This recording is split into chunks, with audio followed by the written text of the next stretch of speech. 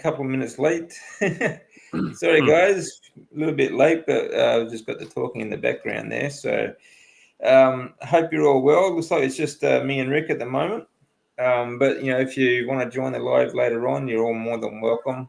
It's just an open forum today, just talking about, diet and health in general and anything that comes up, really. Feel free to join in. Please put some cues in front just to make it a little bit easier for us to navigate the comments and the questions. So weekend, it's Friday night over there in America, is it, Rick? Friday night. Yep. Saturday here in Australia. So different time zones and that. I'm going to catch some different people, no doubt. Will you ever eat carbs? Okay. As first question, will you ever eat carbs? Well, Rick, he's 41 years on pretty much just meat-only carnivore diet. What do you think, Rick? Well, the only time, I do eat some cheese. I eat eggs. There's carbohydrates in eggs. And when I'm running out of food, I'll eat fruit from my yard. So I do eat some carbohydrates at times, but it could be months before I eat really any significance. Yeah, I'm the same. I mean, just because you're on a carnivore diet doesn't mean you're never going to eat, fruit again, for example. And like we say quite often is, like, if you can pick it yourself, it's a very big difference to, store-bought sort of stuff as well. So I've got nothing against eating carbs every now and then, each to their own sort of thing. I try to be as strict as possible for, 99% of the time, because of my condition though, but that's kind of a fairly good reason to stay strict on this diet. But, every now and then, if I grow fruit trees in the backyard. I like growing trees, so if they do fruit, every now and then I'll eat some, but I try to stay clear of anything like processed or store-bought sort of stuff. I don't like to eat pizzas and breads and grains especially. So I'll try to avoid that for the rest of my life. 1 grain of rice. Yeah. I mean, if it gets caught up in the meat, I'll eat it. Yeah. Hello, Cynthia. Nice of you to join us, Paul, and everyone else. I really appreciate it. There we go. I haven't eaten any carbs for 2 years. I also have not farted now. Had GI tract dysfunction. Yeah, actually, that's something I've noticed. It's a total lack of gas. Mm-hmm. That was probably the first thing my wife noticed too. Actually, she just I didn't think about it honestly, but my wife just noticed one morning. She said, "Wow, you notice you don't have so much gas anymore." Like I was before. I mean, especially going through the chemo years, I had a lot of bad gas. Like chemo farts are the worst. All right, they smell so bad. It's like like an escape chemical. Honestly, it's you want to vacate the whole house. They were really bad. Okay, and we were just in a very, very small studio too, so it didn't have much anywhere to go. So it was bad. But now, it's great. No gas, no bloating. I don't know. I mean, for Rick, I don't think you've ever had any sort of bloating issues before, have you? I really don't even know what bloating is. I thought maybe that's when you feel full, but I think it's more of a gas thing, because I've had it where I eat 4, 5, 6 pounds of meat and I feel really full. I can't even swallow anymore. Then I have to lay down. I feel like a snake or a cat going into a nap, or someone in hibernation. But after a while, I feel better. But if I don't eat too much meat, if I limit my meal to 2 pounds of meat, which is a nice small amount for me, then I'm fine. I can go right back to work. A lot of the people I work with, though, they do produce a lot of gas. And as you know, I produce my own cooking gas. I have an IBC tank that's set up, and I use animal manure, and I use grass clippings and plant material and old fruit and whatever else, throw it in there, and that produces methane that I can cook with. So, and I was thinking, most of the people that I know, they eat a bunch of snacks and they do eat some fruit, they drink juices. So you've got all that sugar and all that fiber and plenty of time to ferment. So I can see why they're producing a lot of gas. And, a lot of times you smell something, it's like, did somebody step in something, or, you hear some strange noises. And I never knew there were so many fart noises out there. Everything from the regular to one sounded like a squeaking door hinge. It was going ee. Thinking, what in the world is that? And what's that smell? Oh no.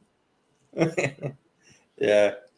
Yeah, and you get those silent but deadly ones, Yeah.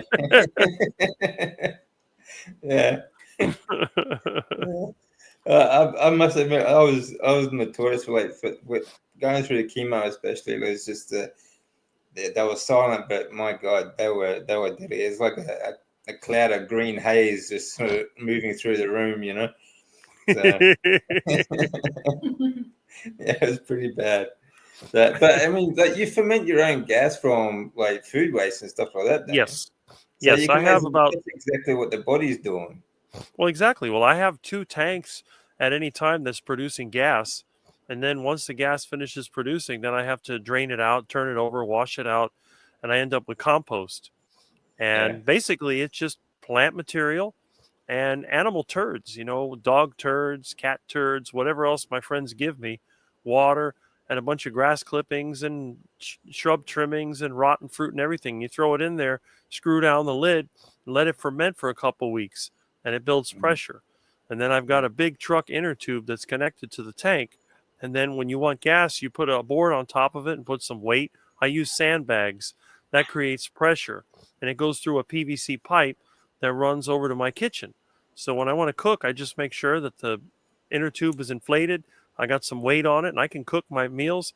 I cook 3 meals a day with gas that I produce myself, and I have 2 tanks that are fermenting at all times, sometimes 3. And it's you'd be surprised how much gas you get out of this stuff. Yeah. So I can imagine if people are eating it, they're full of crap, they're full of plant material. Of course, they're going to ferment lots of gas.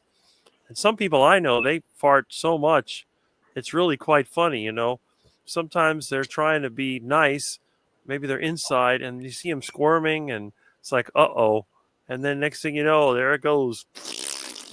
Yeah. And Yeah. That's what, like, when people ask me, what about fiber? Why don't you eat fiber? You need fiber. I'm like, fiber, like, that's all that happens. It just creates, bloating and all sorts of other damage. But, that's what gives you so much gas. It's crazy. And, you can't, I don't know how they manage, like, if you go out, have a normal social life and things like that, if you just constantly pouring out gas. well, the other thing too is when they have to go to the bathroom, that seems to be a big struggle. I mean, some of these vegans, you'd think that they're giving birth because they're in there and they're struggling and pushing, and sometimes Yeah. 15 minutes later they're still in the bathroom, and then they come out and they're like, "Oh, what a relief!" They laid down a big old turd in there, and they do this 2-3 times a day. It's just crazy. Yeah, they don't get it. They don't understand the fact that fiber expands in your digestive tract. It actually causes the blockage. It's like that's what blocks bears up for the winter. That's what they use all that plant material for. It's Plus, crazy. there's all that pressure. Sometimes you get those noises. They go in the bathroom and and then there's this like explosion. Yeah, It's unbelievable. It's just I'm thinking, wow, what a nightmare. And then if you watch the cat use a litter box, it's just drop and go, then cover it up. But some of these vegans, I'm telling you, they got to struggle, and yeah. Well, it's that's why they it's get things like amazing. hemorrhoids as well.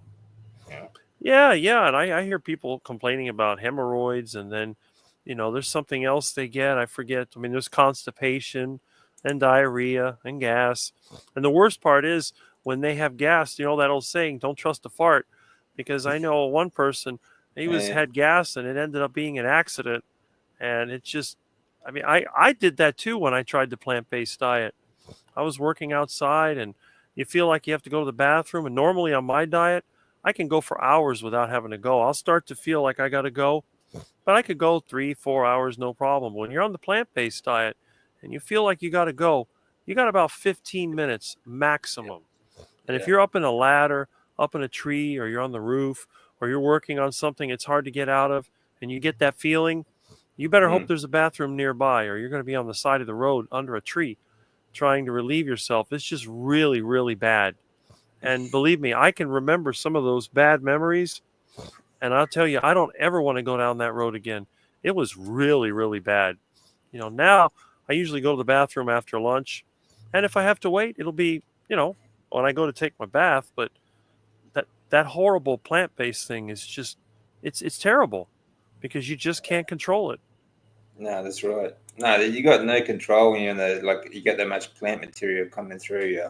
Like when it decides to exit, it's gonna exit. So you sort of you do that like you see like that bent leg running with your hand out, you trying to hold Yep. your ass. Yeah, you're trying to, That yeah. was like that movie. What was that? Cheech and Chong. What was the name of that? It's Up in Smoke, trying to hold it going to the bathroom. Yeah. Geez, I haven't thought about those old movies for a long time. Gee. Yeah, they were pretty funny actually. Some bathroom ceiling fans manufacturers tout their quiet feature. Yeah, I think bathroom fans should be noisy. Yeah, I agree. Yeah, I think so. Yeah, especially public bathrooms, they should be noisy as hell. Like you need earplugs to walk through the damn things. Yeah, the Oh, last thing it's you want to do is hear someone else straining in the stall next to you. well, I've had that happen. I have a Mm, vegan friend that I was trying to do some electrical work, and she's in the bathroom, and I hear all these funny noises, and it must have taken 20 minutes because by the time she got out of the bathroom, I heard the toilet flush. I had already pulled the wire through the conduit, and I hooked up to the box, and it had to be 20 minutes. So yeah, when she was out of the bathroom, washed her hands, how much longer? I'm done. I got the outlet installed, but it yeah, just you hear, and then finally the toilet flushes. You're thinking, how much longer are they going to be in there? yeah, And it just goes on and on and on. yeah. Yeah, and they're really doing a lot of damage with that all that straining as well. Like they're like literally pushing those like their digestive tract right out of their butthole. So it can be pretty dangerous stuff too. Yeah. Really. How was your carnivore rendezvous, Rick? Oh, it was good. I Hmm. met up with Russ and we went to the all you can eat Brazilian steakhouse. They had some good meat there. They tried to give us the chicken and the sausage at first, but we're like, nope, we want the ribeye and the picanha and the churrasco steak, and that's what we got. And they gave it to us, brought us water, really good service, great place. And Russ made a No, short video on that when we got out of there. So that was the first time that I've ever met anybody from YouTube in 17 years. So that's pretty good. yeah. Oh, that's good. Yeah. Uh, How far is Russ from you? Like normally, like where he lives. Oh, it's got to be 6 or 7 hours. It's Oh, upstate wow. Florida. I think it's near Jacksonville. It might even be Oh, longer than that, depending on traffic. But yeah. the way that my truck is, well, my truck is broken. I have to use the van. But then again, I also got a call from a friend of mine upstate. He said that he found a box truck with an engine like mine. So I may be getting a new engine for my truck, but we'll see what Oh, cool. happens. Yeah, I'd be Oh, that's glad if I cool. could fix that. If I could fix Yeah. my truck, then I'll be mobile again, fully mobile. Yeah. No, that's good. If the body doesn't want fiber, that tells you all you need to know. Yeah, exactly. Yeah. It's just fiber is just one of the biggest scams going, and it causes so many problems. Actually, it really does. Um, I recommend. I always say this, but I recommend the book Fiber Menace. It's really Hmm. good. Um, but it just goes through a whole list of things that fiber does to your body, and it's so bad. It's not good. You I had hernias before, and now I think it was probably due to the gastrointestinal pressure from bad digestion. Yeah, Hmm. Yeah, all sorts of things like that. Hernias. I think there's a lot of key factors when it comes to when you think about different conditions, like carbohydrates for fatty liver, for example, too much deuterium for mitochondria, like your Krebs cycle, and fiber being one of the other causes of. Fiber is also sugar as well, so it also causes problem with fatty liver, glucose, and that sort of stuff. But physical damage to your digestive tract and your stomach, okay, what it does to you is really serious stuff. Yeah, nice. Make well-fed impression. Yeah, good. Yeah, there's actually a Brazilian steakhouses here now in Australia too. So I haven't actually tried them, but they sound pretty cool. But I don't think. I mean, I might have a bit of bias here, but I love like the all-you-can-eat sort of way they do things in Japan. All-you-can-eat meat restaurants. They're all over the place. I mean, they do all-you-can-eat pretty much for everything. They have like dessert restaurants and all sorts of different foods and that, but they're like yakiniku is just and yakitori and all that sort of just meat restaurants, and they're super cheap, really cheap. There's actually, I remember one I went to in Hokkaido. We did a tour of Hokkaido with my wife's parents. We went to what they call a Genghis Khan, kind of named after Genghis Khan. Because Genghis Khan's army only ate meat, right? So they call it Genghis Khan. It's just meat restaurants, all you can eat for like 2 hours at a time, and it's only like $30 to $40 depending on the different type of menu you get. Really cheap. But we ate so much one night, like we couldn't eat the next day at all. We were still full when we woke up. Because it just lasts so long. Like if you do like an all-you-can-eat like carbohydrate buffet, like you're still hungry, you still want dessert, or you're still hungry that enough to eat breakfast. But this Genghis Khan, we ate so much, like literally, if I ate another bite, I think I would have thrown up. Like I could feel it. I could feel it sitting on the top of my throat. That's what happens to me. Yeah. Yep. Yeah. But it's good, like the next day I didn't eat at all. There you go. Well, that's one way to get the one meal a day going. Yeah, that's right. Yeah. I think it'd be a great way to live too. If I was back in Japan, I'd probably try and do that. Just go to a yakiniku once a day. But then you got no cleanup, no preparation time. If you think about all that time, it's dead cheap, Right. Easy. But it's much cheaper to eat out in Japan. I think it is than it is to eat at home. Whereas in Australia, it's much cheaper to eat at home. Yeah. Well, there used to be a lot of cheap buffets in this area, but they don't have that anymore. But when I was younger, that was one thing we used to do. We went to eat out. We usually went for lunch because it was cheaper, and then I'd eat so much food that I didn't even eat dinner. So that used to do that. That was even before I was. Well, I guess at the time I was carnivore. But still, some days I would do that because I could load up on the meats that I like. They always had the carving station where they had the roast beef, and they would have like, some seafood and other different meats. So those buffets that were good at the time, they were cheap. They were like $3 or $4, and you eat whatever you want, and that's it. And the thing about me is that there's never any waste. A lot of people, when they go to buffet, they get a lot of stuff, they waste a bunch of it. I get a lot of stuff, but I eat everything because really with meat, what is really left over? The bone. And if they give you boneless meat, there's nothing. It's like we went to the Brazilian steakhouse today. There was nothing left on the plate. I ate everything because I if it would be something else, there'd be a lot of wasted food. Yeah, exactly right. Yeah. When you're eating carbs and like if you go to any sort of carb buffet or anything, there's always leftovers. Always like you have to get a fresh plate and then like throw away your scraps and all that sort of stuff. But with meat, there's nothing left over. That's right. And if even eating at home, there's far less unless you get the bones, but you can also use the bones too. Like make a bone broth or something like that. I think there's always use for it. So I just find that being like eating this way, there's so much less waste. Mm-hmm. Less packaging. Even if Mm-hmm. even if you buy like individual steaks, you're still getting a lot less packaging than you would on a like a vegetarian or vegan or even just like standard Western diet. It's all box food. Yeah, and when I used to make my own diesel, I'd put all the plastic into a container. I was actually turning that into fuel, so there was zero waste. Because Yeah, most of the time the meat would come in either a cardboard or plastic tray. Cardboard that gets burned or composted, plastic got turned to fuel. So there was nothing left. But a lot of these snack bags, they're plastic with aluminum, with other materials. You can't recycle them. You can't really do anything with them.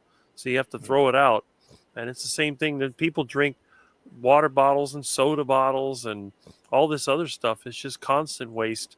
Some of these garbage cans are full after 3 or 4 days for a family.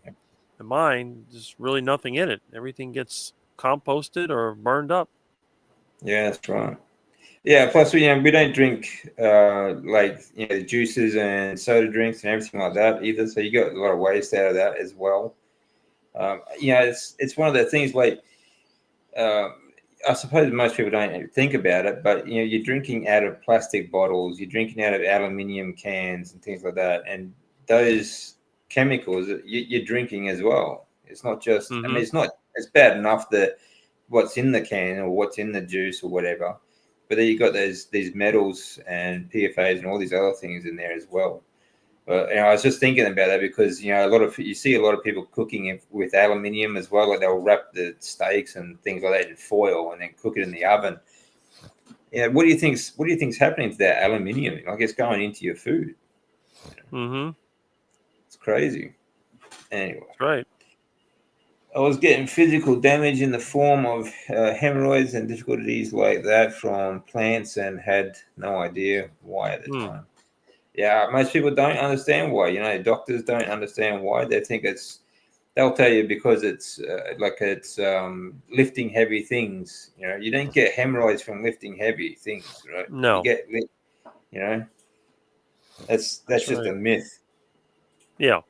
Otherwise, I would have gotten it because I'm always lifting heavy things.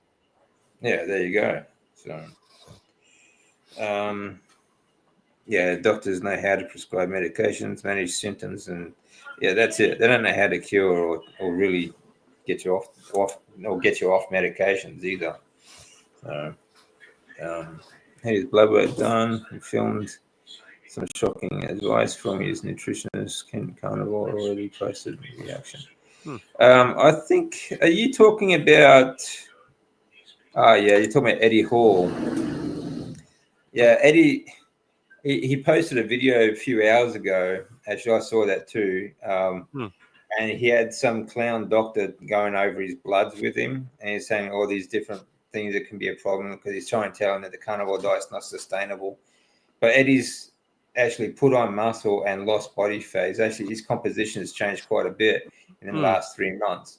Mm-hmm. But this guy that he's talking to, his doctor, he's just clueless, completely clueless.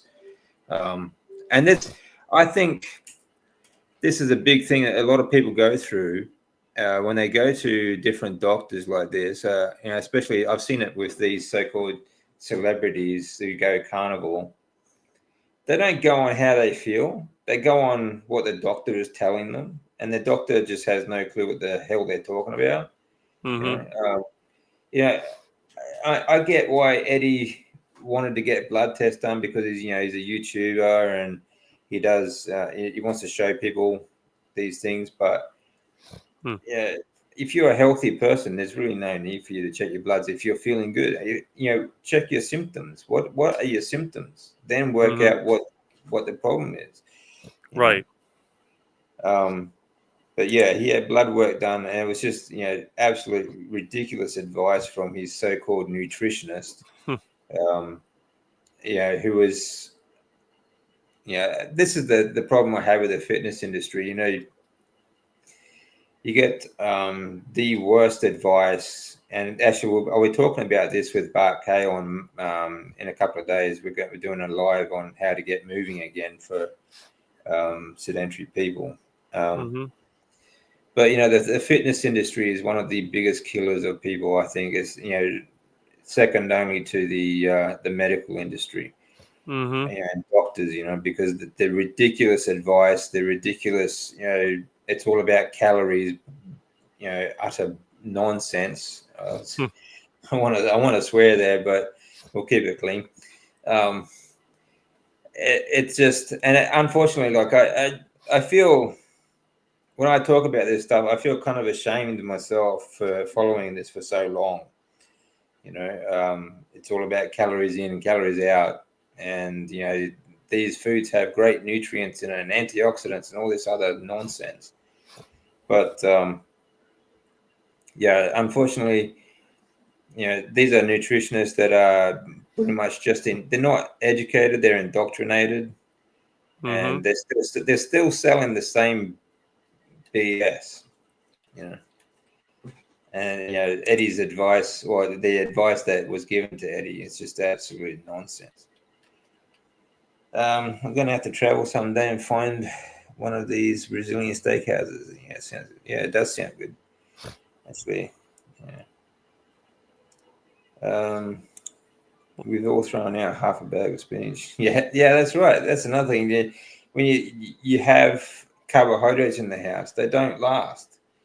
Even though these things are, when you buy them in the supermarket, they're probably months and months old anyway because they've been transported. They're full of so many, chemicals, sprays and everything like that to try and preserve them. And they still, actually, when they're in the supermarket, you see that mist, like in the fresh produce, they call it fresh produce. Mm-hmm. This mist spray that comes down to try and keep them looking fresh and whatnot. Mm-hmm. Yeah, that's full of fluoride and it's full of other and actually it is really high in chlorine as well. Oh. And it's there to try and preserve these vegetables so that people, it looks attractive for people to buy. But then you get it home, you put it in the fridge, and it starts rotting straight away. It's just rancid stuff. It really is disgusting. I don't know how anybody could be attracted to green stuff. It looks like something you'd find in your yard.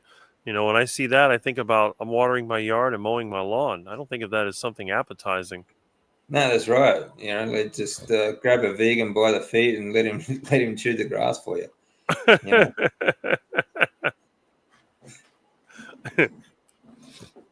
Yeah. When I bake beef ribs on foil, I put parchment paper in between. Yeah, that's a good idea. Yeah. I've done that I with think my engine cooking. with the what? Engine cooking, Oh, right. Okay. Mm. because if you want to do a quick engine cook and you don't have your cooking container, you get some aluminum foil. You wrap your meat with paper and you put it inside the foil and throw it on the engine. Put it up by Yeah. the exhaust manifold, and in 30 minutes you got yourself a delicious steak. Oh, that's a good tip. Excuse me. That's a good tip. Yeah. Thanks, Rick. If you are going to use foil to cook, wrap it in parchment paper. Yeah. Mm-hmm. Or oven paper, whatever they call it. Mm-hmm. I think some of that paper is actually made with seed oils too, but I could be wrong about that. So, but I think it would at least protect you from the aluminium. So it's good to have Yeah. that barrier there. So yeah, good Well, tip. generally, my experience when I've done my own testing for aluminum using a reagent kit, you don't get really any aluminum residue from meat. It's actually the vegetables. If you were to cook like tomatoes or some other kind of acidic vegetables in aluminum foil, that's when you get a lot of aluminum because it dissolves. Aluminum is a Yeah. very reactive metal. But when you have a lot of fat, it seems like the fat just stops it from reacting because Okay. really those fatty acids they don't interact like, for example, like vinegar. If you had something with vinegar in it, I use vinegar to clean aluminum. My old Mm. carburetors and stuff like that, phosphoric acid like they use in soda, that also Yeah. cleans aluminum. So it depends on what you cook. But yeah, I wrap the meat with paper anyway, and it doesn't even get that hot because the paper doesn't burn. When Yeah. you're cooking on the engine, it's like using a slow cooker. It's Mm. actually a very good way to cook once you master it. And Yeah. if I ever get my truck running like I used to, I'll make some videos. I need to visit friends upstate, and I don't stop at any restaurant. I cook on the road. I mean, I do carry a grill with me, so if I stop somewhere, I can cook, but normally I cook while driving. I can save a lot of time because I Mm. can also eat while driving. So what I'll do, I'll drive for 3, 4 hours while I'll put the meat on there to cook. And then when I stop, a lot of times, like when I had my wood powered truck, I'd reload the wood into the wood gasifier, and then I would go ahead and check on my food. And then as you're driving, you can smell the food. When the food is ready, you just take it out, bring it inside the truck, and then you keep driving. And I'll go down the road chewing on a steak while I'm driving down the street. And then, I'll have some water. It's a lot more convenient. And when you're on the carnivore diet, you don't have to go to the bathroom as much as you do like when you're on the plant-based diet. And of course, if I do have to take a leak, that's one of the reasons why I have a rusted out floor. It just makes it a lot easier. So I don't have to stop. Is that why it's rusted out though? No, it was already rusted out. But I mean, there's a good sized rust hole. You got a funnel with a hose on it. You stick the hose down through the rust hole.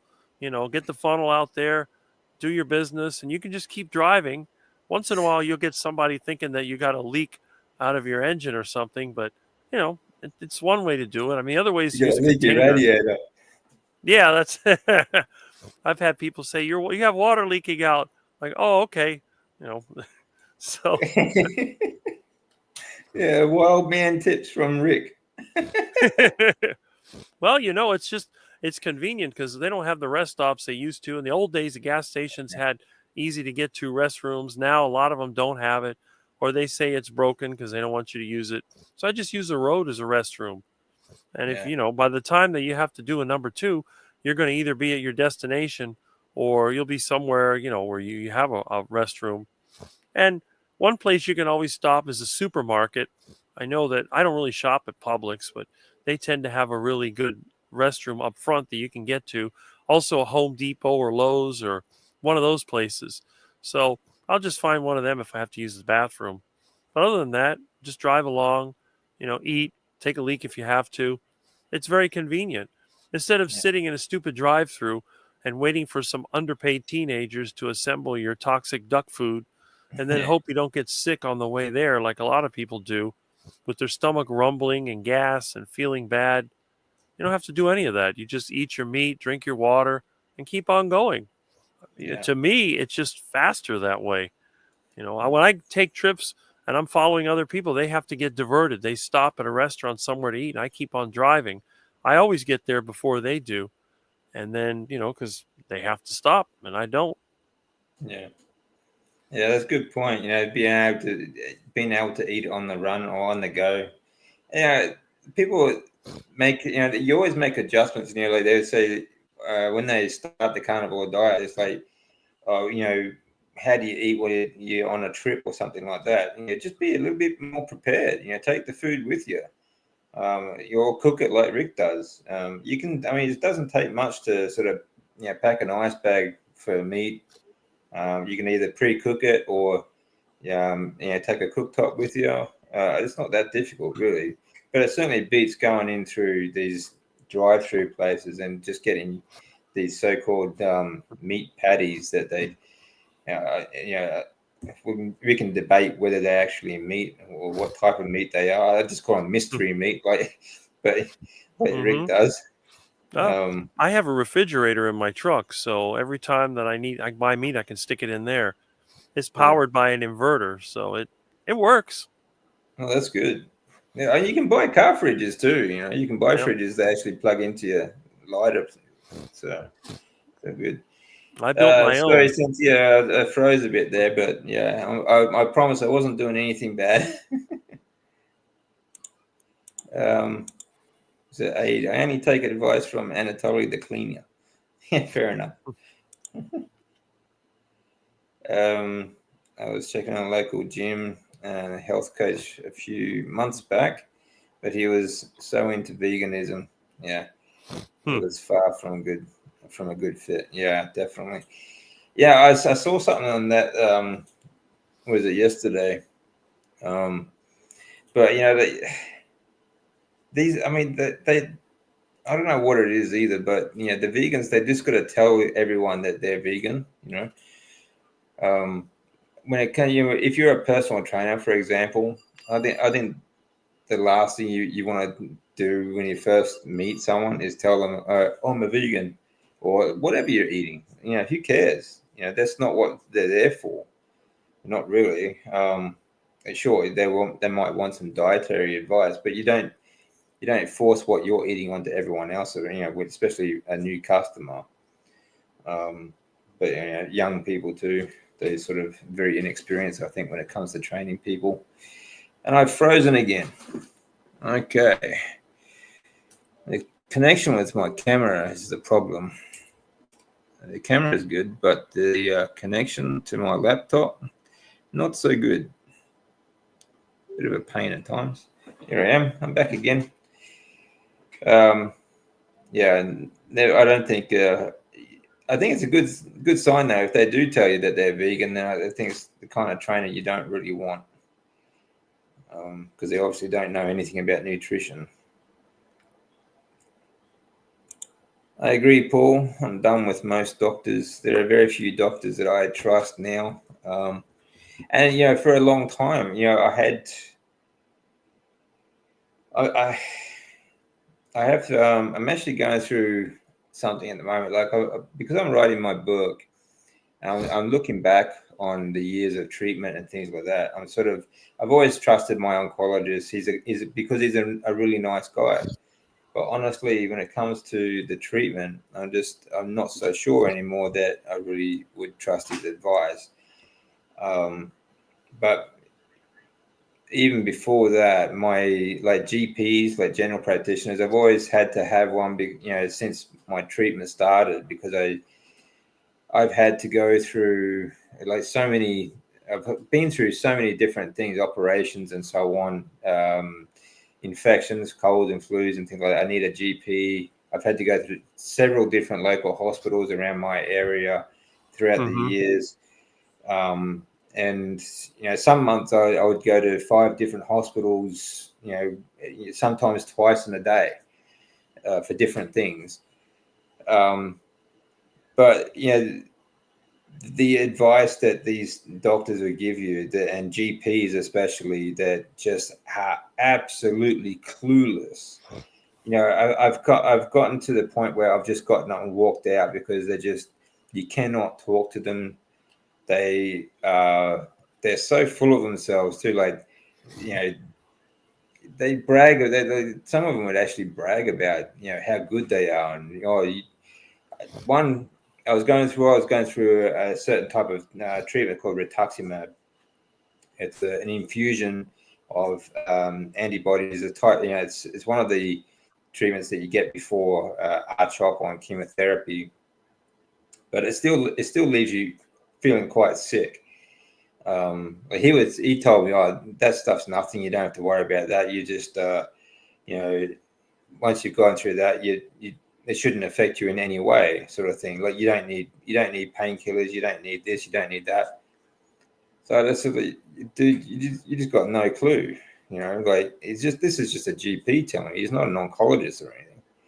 But so after things like that, I stopped going to GPs, and I hadn't had one for about 5 years. I didn't, even though I was still going to my hospital, my oncology hospital, and I was still seeing my oncologist every couple of months.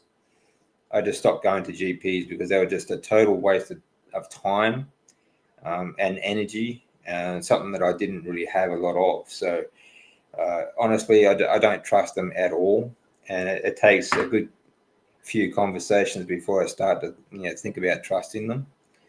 And it wasn't until this year, actually, I started seeing one who's actually Japanese. He moved to Australia from Japan. Not that I trust him, his knowledge, but I do trust that he likes to learn, and he does like to follow up information and things like that. So he's good at that sort of stuff. So yeah, I'm with you on that, Paul. Really. How about you? How about you, Rick? What are your thoughts on doctors? I know you haven't been to one for a while. Yeah, I'm a bad example because the last time I went to a doctor was like in 1996. I was 28 years old, and what it was. I had my business. We changed our health plans, so we had to go for physical, and then the doctor had looked at my blood work and said that I had extremely high cholesterol, and my blood pressure was too low, so I was at a risk of a heart attack and a stroke. And then he was saying that by my 50s I would need a bypass or something like that. And I was kind of upset.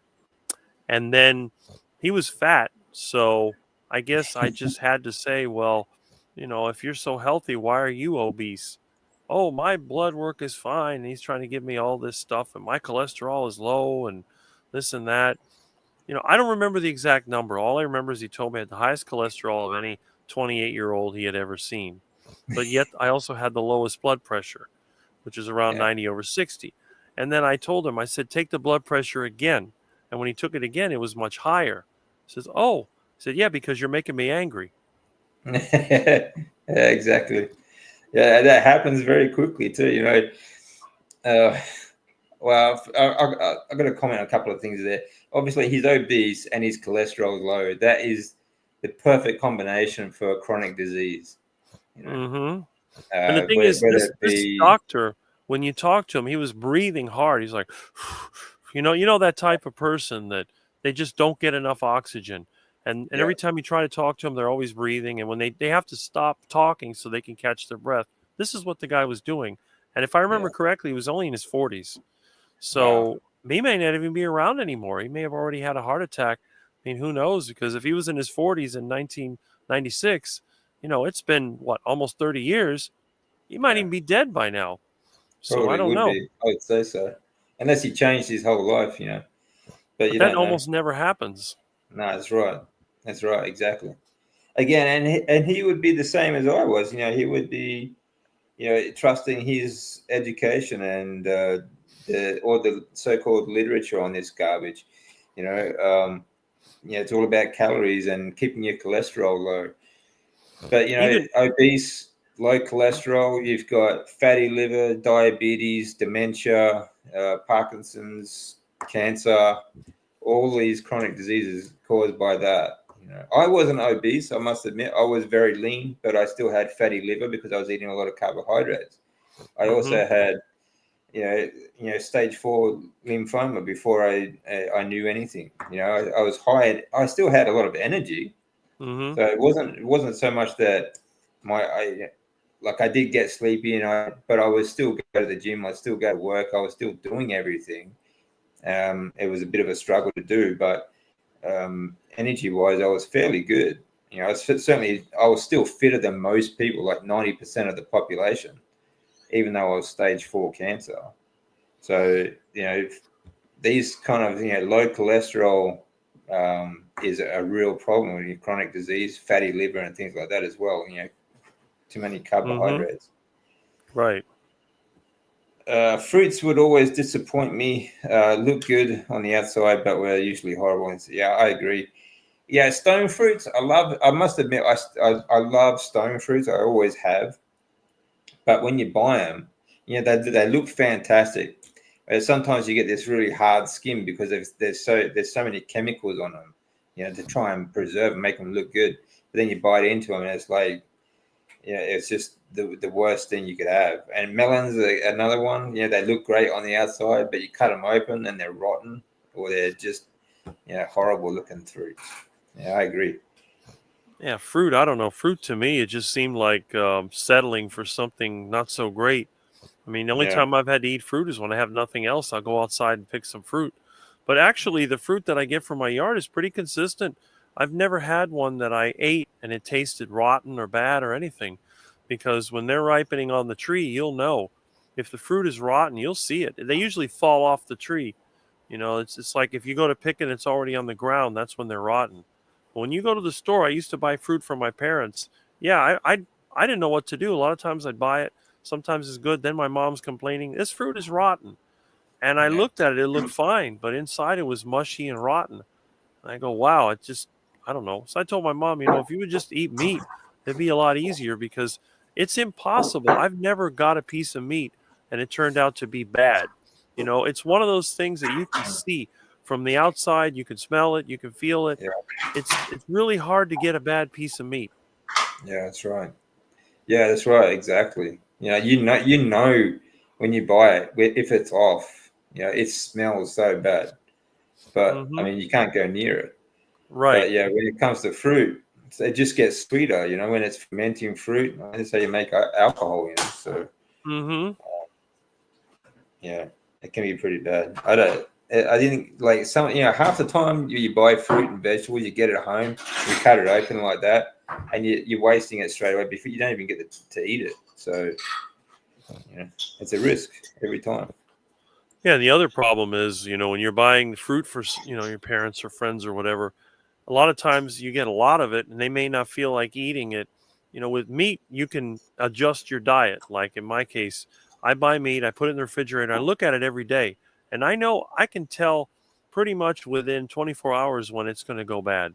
And I don't think Yeah, I've ever, once, I think I had some chicken go bad, and that was it. The beef I've never had go bad. I've had beef go 2 weeks beyond the date that it was supposed to go bad, and it was still good because as long as you yeah, put it in the top of the refrigerator where it's extra cold, it's almost frozen. It won't yeah, go bad. And another thing is the leftovers, all those carbohydrate leftovers like rice and pasta and stuff like that. That stuff can become toxic really quickly. It's one of those things. I know people that have gotten sick from eating that garbage. But yeah. if That's you right. have leftover meats, they don't go bad that fast. Yeah, I mean, like I said, I've never had any of my meat, cooked meat or raw meat or anything go bad in the refrigerator. yeah. So No, yeah, I'm the it's same. Like you can always freeze it, right. um, and store it. It's much more storable than fruits and vegetables. Yeah, if you It's freeze fruits, they turn to mush.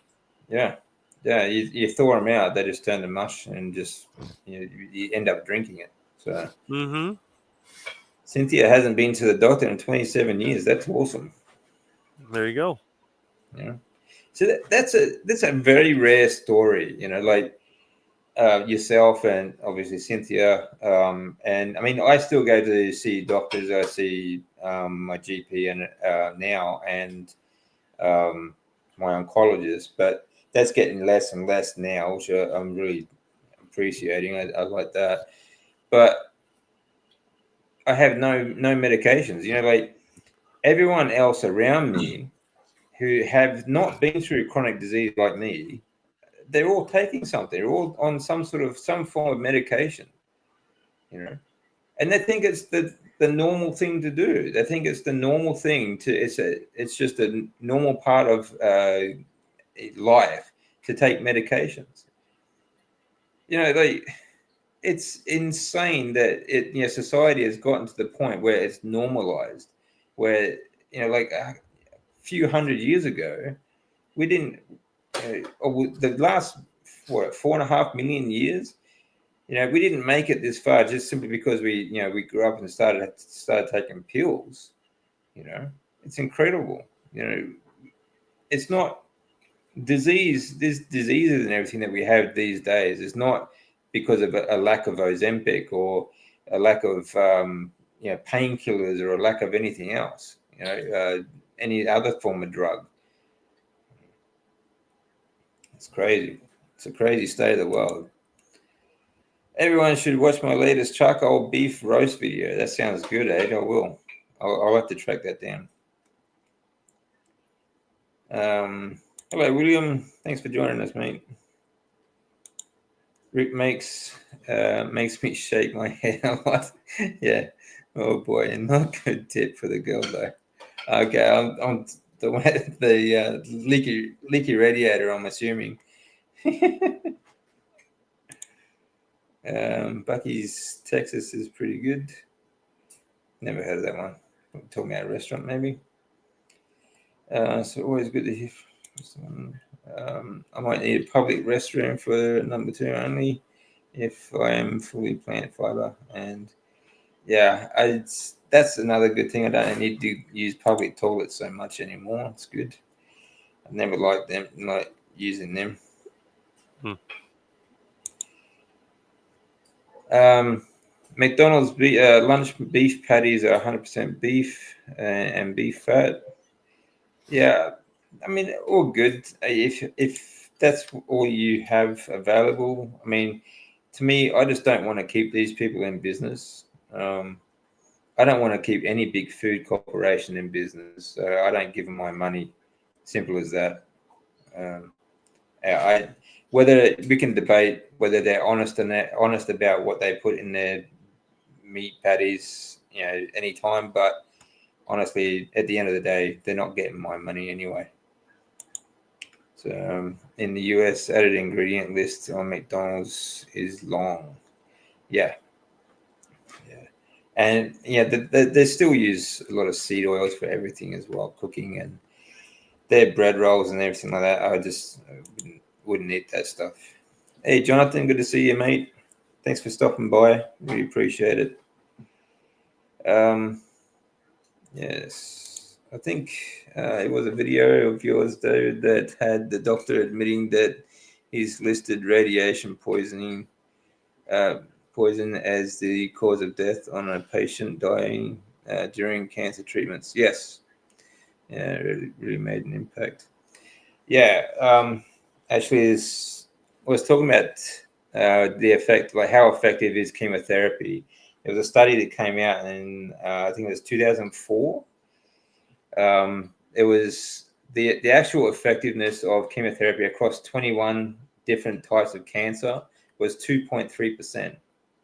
That's how effective it was, on all-cause mortality. So the um, the problem is, it's a very extreme method of treatment, and it allows. I mean, it kills everything. It doesn't just kill cancer cells, like Professor Seafried says. It doesn't just kill cancer cells. In fact, it doesn't actually kill the cancer cells. It pretty much just cuts them off at ground level, and so the roots are still there. But it kills all the other cells that are similar to and shared by the cancer cells. So like all the healthy cells that your liver and kidney and stomach and everything produce, heart. You get organ damage, which is one of the biggest things I have now is organ damage from the chemotherapy. All of your organs share similar um, cells that get destroyed when you go through chemotherapy. So heart, liver, kidney, brain, all these sorts of problems. So you get, even if you survive, even if the chemotherapy does help you get through the cancer, and you're in that 2% where it helped, and you survive. Afterwards, you still have to deal with the damage that was done by the treatment, and you may not survive that.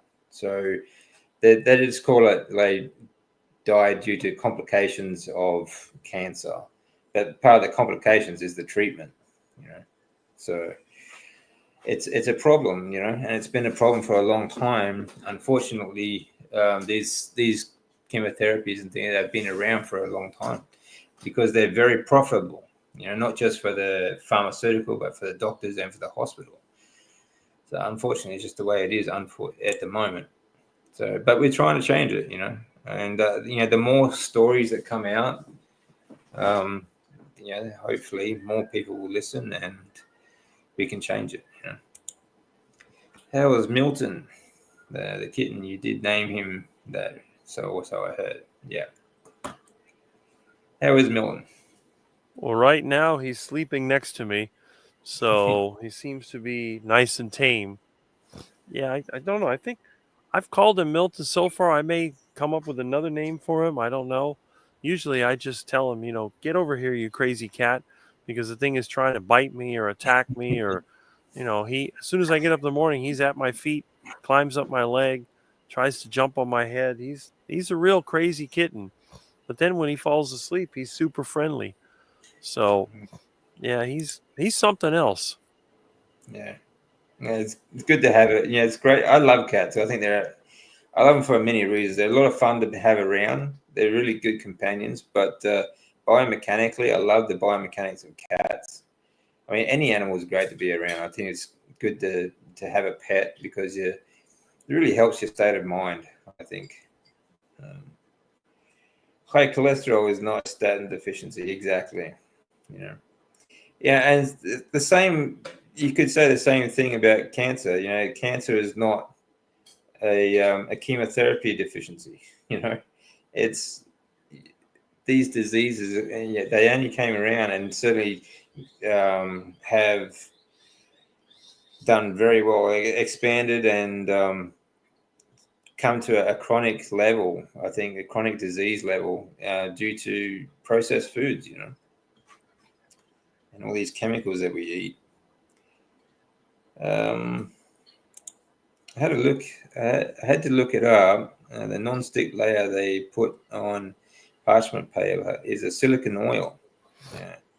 Does anybody know how safe that is? I wouldn't say a big, real safe, but I suppose it's better than aluminium. Um, yeah, they used to do same thing on like waterproof boxes and things as well. Yeah, they use like a soy-based oil as well. They also put it in industrially produced beef tallow where I live. Oh, okay. I wouldn't. I don't know why you would add that to it, but Mm. I would avoid it anyway if you're going to consume it. Mm-hmm. But you know, each to their own too. I mean, you got to eat still, so Yeah. it's still going to be better than everything. All the other chemical food. I just use regular paper and it's soaked in lard or tallow, and then you wrap the meat Okay. with it. It works. It's just Oh, that that works. regular kind of gray paper that they use for wrapping meat. That's what I use. Oh yeah, butcher paper. Yeah. Yeah. Okay. Yeah, that's a good way to go. It's a good tip for you from Rick. Yeah, just soak some tallow into the butcher paper and try that instead. It'd certainly be Mm-hmm. a lot healthier, I would imagine. It works really well. I've never had trouble doing it that way. Yeah. Actually, going back, I was thinking about the Eddie Hall video. There's always these comments. How can I afford to eat like that? Just meat.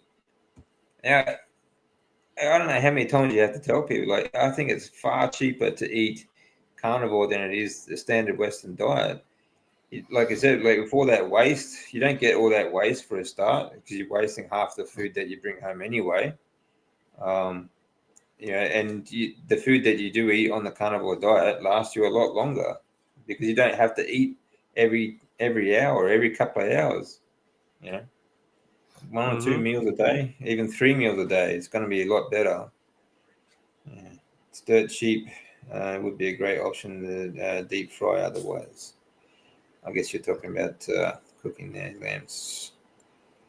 Um, yeah, sometimes you get the idea they're poisoning us any way they can. Yeah, funny that it does seem that way, doesn't it? They seem to go out of their way to add these chemicals to our food. Um, a good example is beef jerky. Why would it need to be enhanced with soy protein, for example? They deliberately go out of their way to add these chemicals to our food, and I think that's where a lot of people get caught up in this argument. Whether you eat vegan or carnivore or whatever. Of course, I think carnivore is much healthier because it is. But at the end of the day, they're still trying to poison all of our food. And instead of fighting about who's right or wrong, maybe we should just be focusing our attention on these food corporations and corporate farms and so on. But whatever. That's just me. Well, cool. I'm going to be there next year. I'll make sure I have 2 plans. Okay. I guess that's part of the conversation there.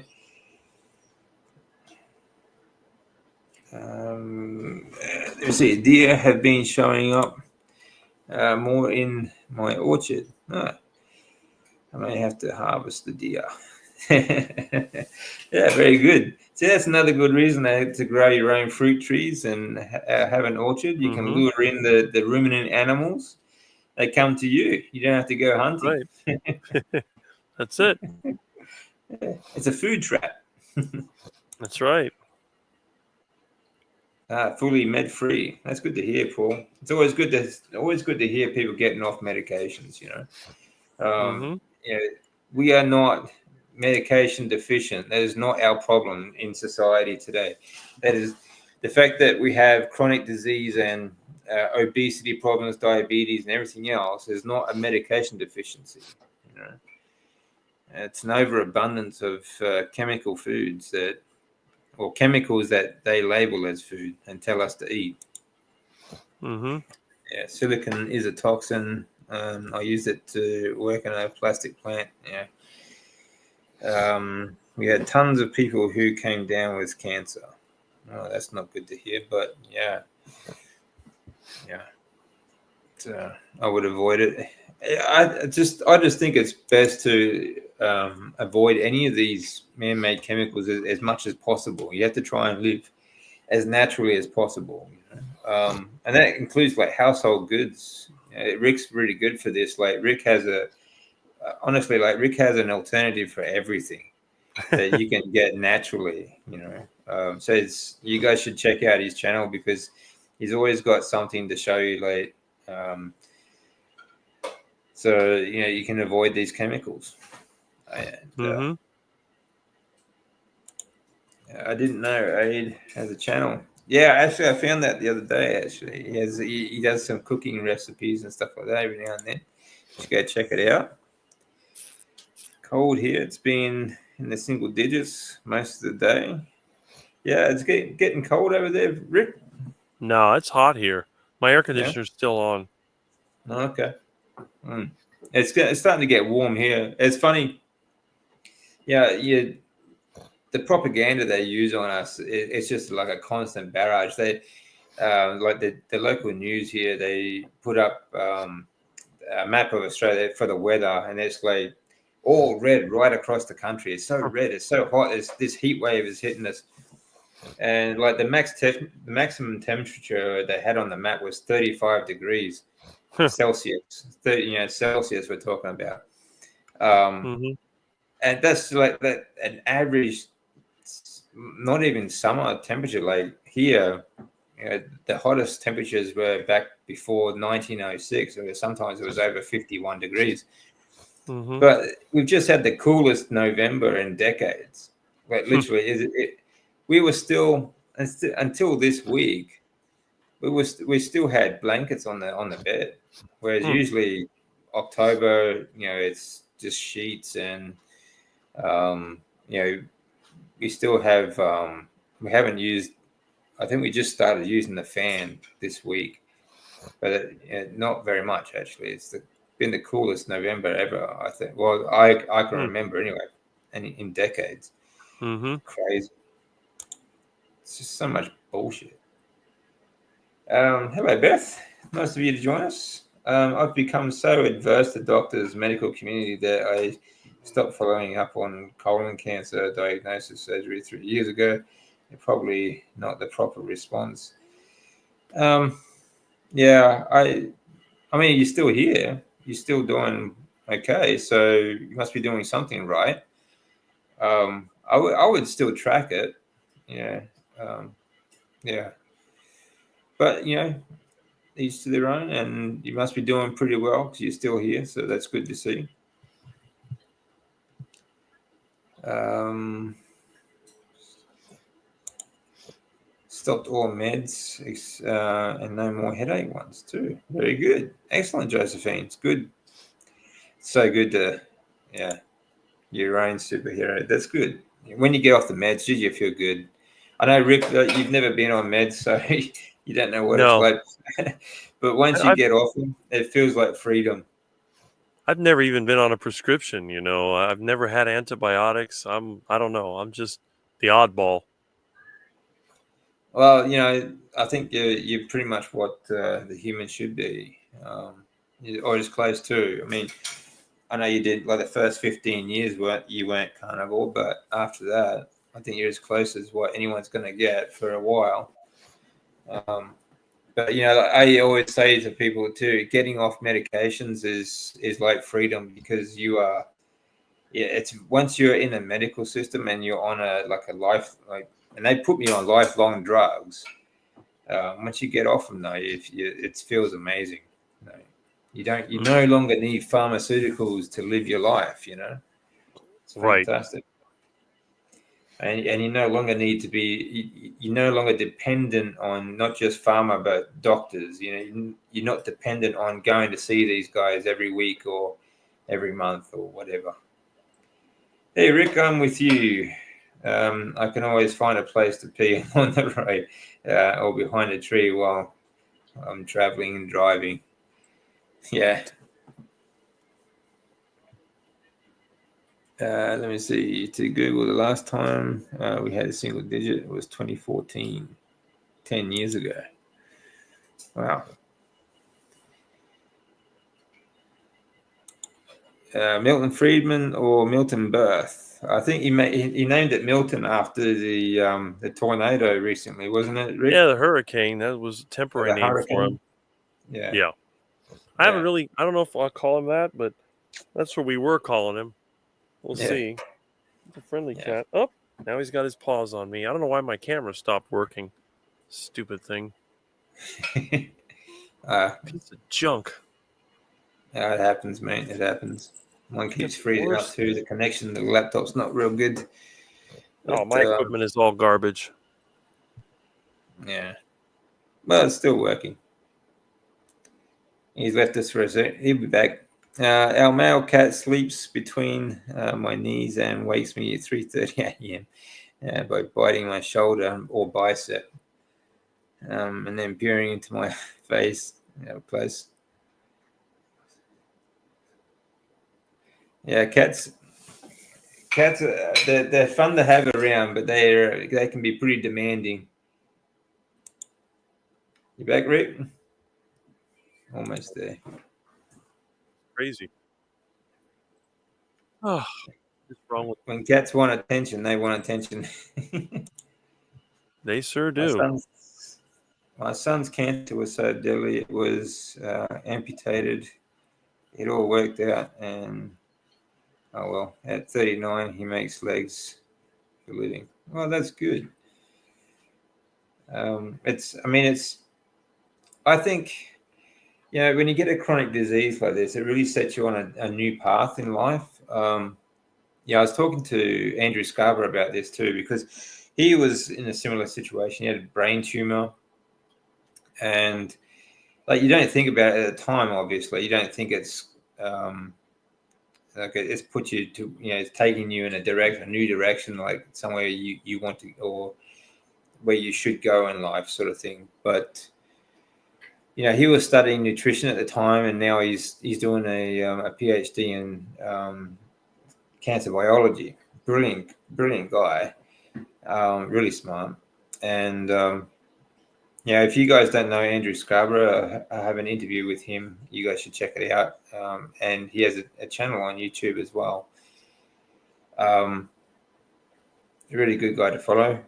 But these things, they set us on a different path, and hopefully a path that we can help others with. Like Paul, he's making limbs. His son's making limbs. These things help a lot of other people. So that's good. Yeah, hopefully you can stave off the cancer in the future. My Molly, by golly, ate a homemade rolls getting ready for our Thanksgiving meal. Oh, okay. So it kept us more carnivore. Well, I wouldn't have eaten any myself, but then again, I am the only carny in the family.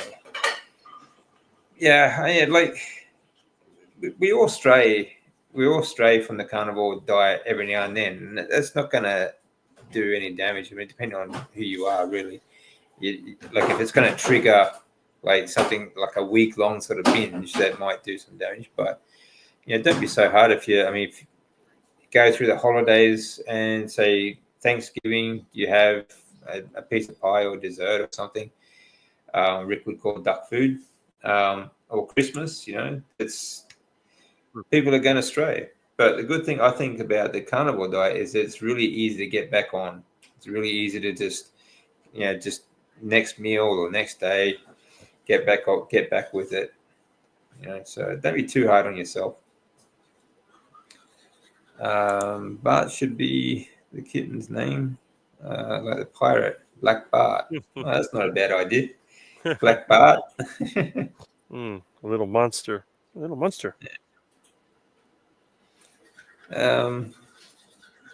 that actually? There was a lot of pirate activity around Florida, wasn't there?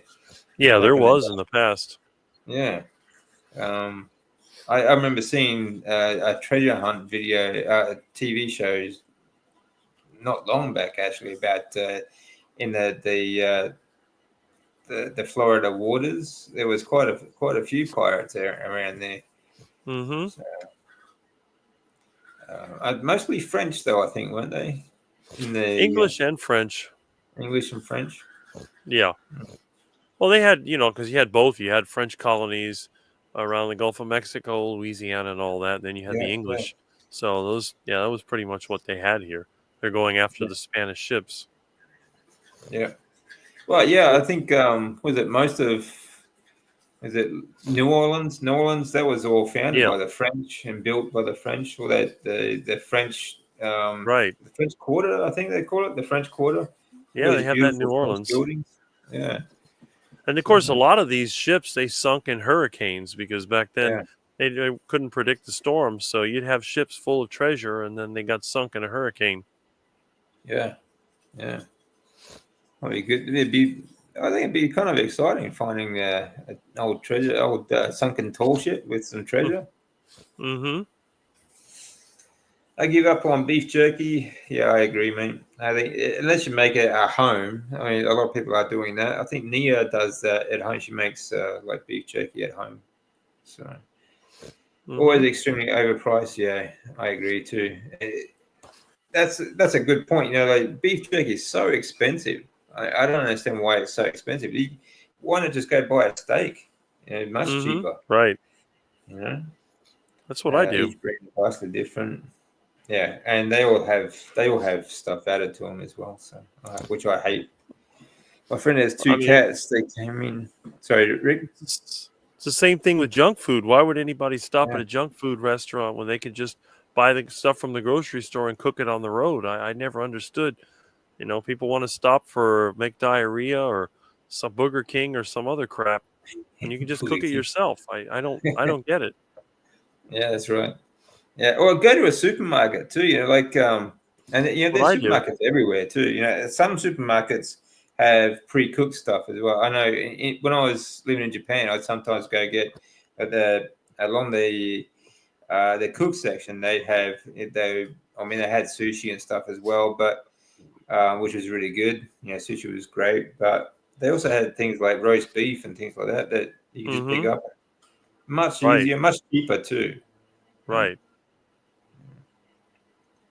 Yeah, like McDiarrhea. That's not cheap. That's not cheap anymore.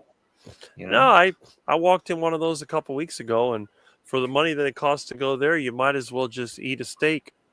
It just doesn't make sense. Yeah, that's right. I agree. Go get some meat. Go to the supermarket. My friend has two cats. They came in the house during the day and out hunting all night.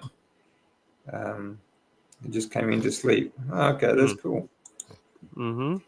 DC, are you going to the meetup on the 12th of December? Old School Barbecue at Lidcombe Road. Actually, I forgot about that. But yeah, I might do, eh? Yeah. Good to catch up again. my channel's garbage. I'm sure it's fine.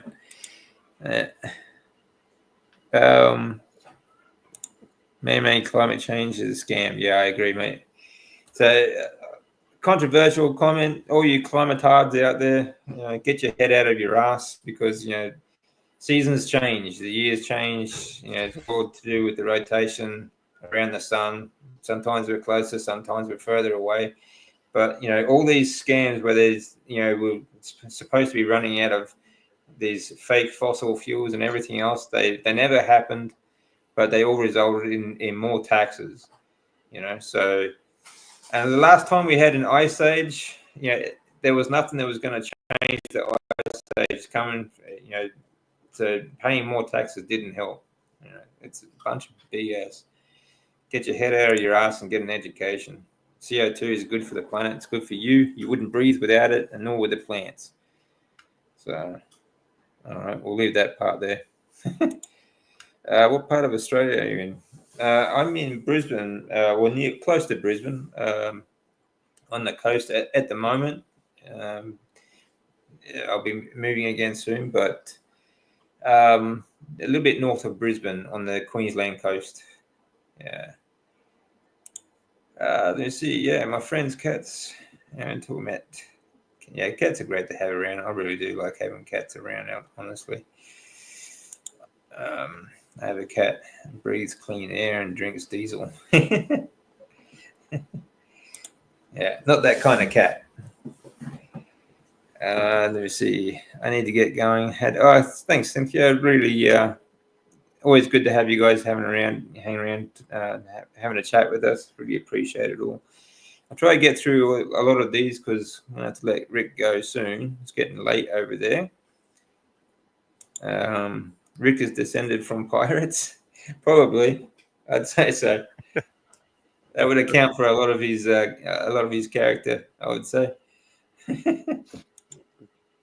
Yeah, their loss is your gain. Our friends' cats are Mancoon. I like Mancoons. They get big.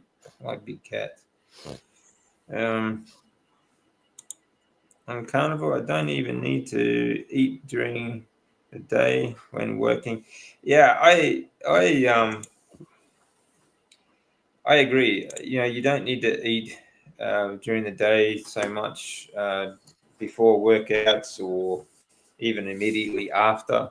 Yeah, that was one of the myths that I used to believe in as well.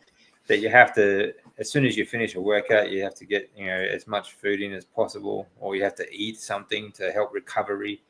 It's all just total nonsense, absolute bullshit. I'll fluctuate from 3 meals a day to 2 meals to 1 meal. Sometimes no meals. I just won't. If I'm not hungry, I won't eat. And you can do that on the carnivore diet. If you can do it quite comfortably, you don't have to eat every couple of hours.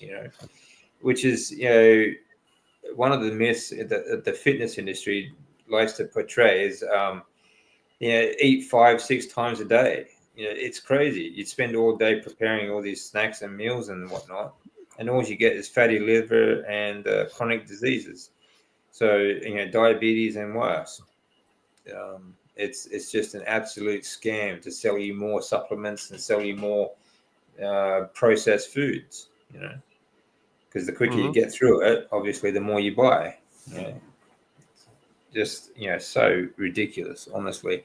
I get embarrassed when I talk about this stuff because I was stupid enough to believe this crap, and but I also get a little bit pissed off because you think about how much you've time and money that you've wasted on these all this diet advice and education. Like you spend it costs tens of thousands of dollars to go to university here in Australia, and you get a degree and all this sort of stuff, and it's all bullshit. It's all absolute nonsense.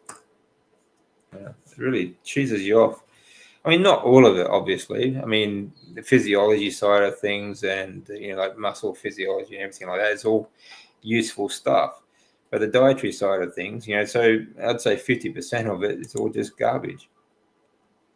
I don't try to regulate my sleep either. If I sleep, I need a nap. If I wake, yeah, that's a good way to be too. I think one of my favorite coaches, what's his name? Uh, anyway, it doesn't matter. I'll think of it some other time. But some of the best way to sleep is to try and get about 7.5 hours at night and have a siesta. Like an hour to an hour and a half sleep nap through the day. And you'll find that your body recovers so much easier, so much better. You get up early in the morning. You're really productive up until lunchtime. Have a nap, and then you're very productive for the rest of the day. It's a great way to sleep. That there was part of the Spanish culture and the Mexican culture is to have a siesta. And other European cultures do the same, or they used to traditionally anyway. So, and particularly Right. hotter climate countries always had that sort of sleeping regime as well. South Mm-hmm. America, all through South America, they had like nap times through the day. Mm-hmm. You know, hot, sweaty climates are very good for Yeah. that. Mm. So don't feel like there's something wrong if you need a nap. There's nothing wrong with Mm-hmm. that at all. Right. Yeah. Hey, kitty. We've never been meant to work like a 10, 12 hour day, without napping. It's simple as that. Mm-hmm. Even the Amish, I think the Amish, like in America, they're famous for all their building, barn raising and things like that. But they'll do like a hard slog in the morning, and they'll have a nap. They'll have some lunch, have a nap, and then they'll do some work in the afternoon. Mm-hmm. Traditional farmers have always done that too. Yeah. So yeah, it's just the way we are built. You know. Mm-hmm. Um, yeah, humans smart enough to make their own food and dumb enough to eat it. Exactly, Aid. Exactly. Yeah, yeah. It's smart enough to put some chemicals together and then dumb enough to eat it. It's crazy. Mm-hmm. Yeah, the only species that don't know how to eat. Yeah, That's it. it should. That's it. Like we're the only species on the planet that don't know how to eat and don't know what to do with their lives. Basically, um, and it really it should be second nature how to eat. It should be just as easy as breathing, but unfortunately, like most people don't even know how to breathe these days. Yeah. A bunch of mouth breathers. Mm-hmm. I remember before carnivore getting desperately sleepy after work while driving. Pure carbohydrate misery. Yeah, I must admit I had those days. You fall asleep at the wheel, or you're trying to keep your head up, you're trying to keep awake while you're driving home from work. And you're like, Hmm. shake the head. Oh, gotta keep going. Yeah, I hated that. Um, your coach is Anatoly. Well, he's inspiration. I wouldn't say coach, but it's certainly inspiration. Yeah, laying down there. Hey, Sandra, it's good to see you. Yeah, it's good to have a nap. Don't be afraid to have a nap. You know, even Dr. Kills, like he tells have a nap, have a power nap. Even I, it doesn't have to be like an hour and a half. But even a 10, 20 minute power nap through the day, I think it's great. A great way to Somebody's having a nap here. yeah, yeah, he's enjoying that, isn't he? Cats, that's a good example. Cats sleep most of the day. They sleep like 16 hours a day plus. You Yep. know, yeah. And koalas in Australia, even on their natural diet, they sleep 22 hours a day. Mm-hmm. Yeah. Don't be afraid to have a nap. It's all good. Anyway, guys, I think we might call it there. Mm-hmm. Any last words of wisdom there, Rick? Ah, well, I mean, I guess if you're feeling good and enjoying your life, I think something must be right. Yeah, I think so. Yeah, yeah, I think that's a good point. Don't panic if you. I like if Professor Barkay says if you are not symptomatic, okay, there's really no point to keep chasing bloods, and you know, Mm-hmm. yeah, if you feel good, just relax. Keep going and doing what you do. That's what I There's do. no, yeah. And yeah, for the most part, I mean, I only track my bloods because of my condition. But honestly, apart from that, when I feel good, I'm not worried about it. I do not worry about it at all. So, right. Yeah, mouth breathers are not confident, but this is beyond scope of this video. Yeah, that's a different conversation. Yeah, we'll get into breathing a different time. But yeah, anyway, guys, I hope you enjoyed the chat. It was all good. It was great having you all along to join us today. Really appreciate it. Yeah, always great tips from Rick. He's always got some great advice to give out to how to cook and how to pee on the go. Make it look like a leaky radiator. But yeah. All right, guys, we'll call it there. Ciao for now. Have a great weekend. Yep.